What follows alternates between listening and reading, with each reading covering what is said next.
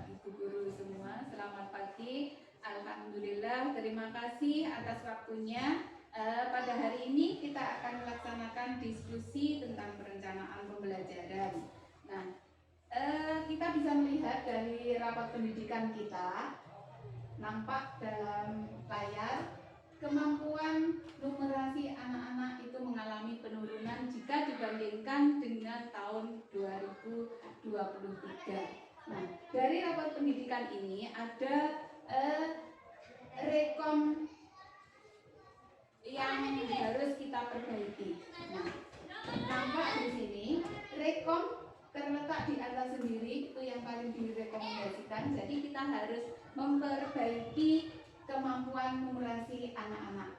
Kita bisa memperbaikinya nanti di lembar kerja RKT dan nanti dilanjutkan akan dianggarkan di RKAS. Nah, untuk itu mari kita diskusikan bersama apa kendala yang kita hadapi bersama, mengapa anak-anak kita semua mengalami penurunan di kemampuan literasi. Numerasi.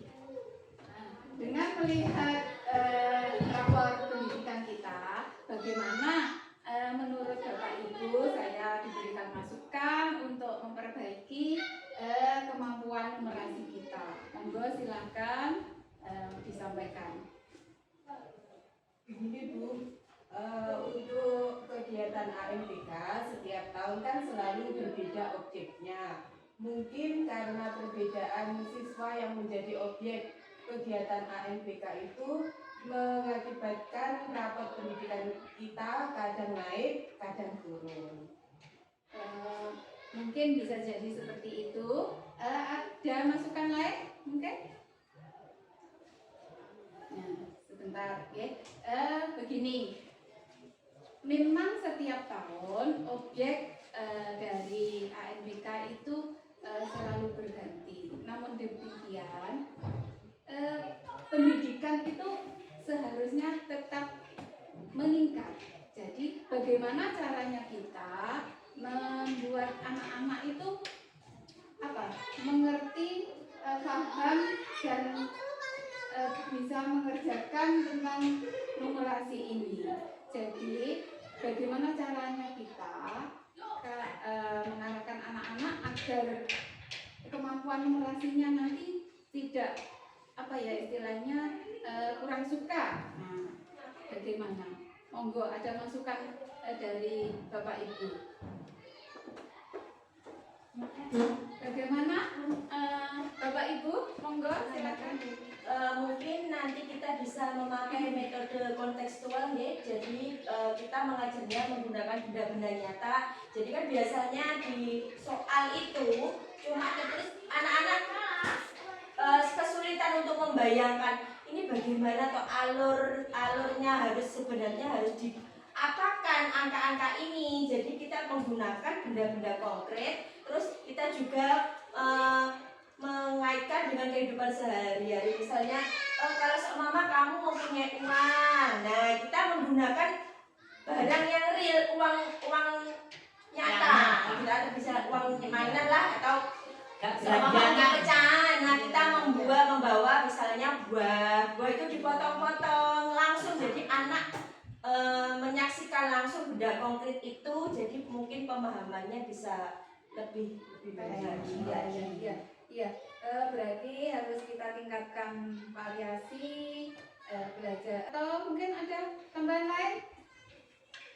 Ini Bu, bisa jadi modul ajar yang kita buat itu kurang sesuai dengan karakteristik siswa. Jadi kita harus menyesuaikan modul ajar sesuai dengan karakteristik siswa. Oh ya, coba kita lihat dulu salah satu contoh modul ajar yang sudah kita buat. Monggo mungkin ada tambahan untuk memperbaiki modul ajar yang sudah kita buat ini. Silakan Bapak Ibu.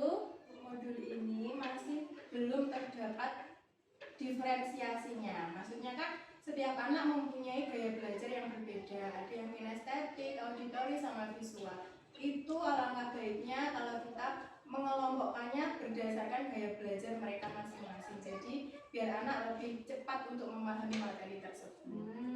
Iya. Berarti nanti selain kita mengajarnya secara bervariasi, menggunakan metode yang bervariasi, belajarnya juga harus kontekstual, berarti modul ajar kita juga harus diperbaiki. Nah, ini bagaimana Bu Siti? Ini sebagai contoh modul ajarnya Bu Siti itu perlu ditambahkan CP-nya belum ada dan juga disesuaikan dengan gaya belajar siswa. Ya. Terima kasih Bapak Ibu sudah berdiskusi untuk memecahkan masalah yang kita hadapi bersama-sama. Terima kasih saya sampaikan. Wassalamualaikum warahmatullahi wabarakatuh.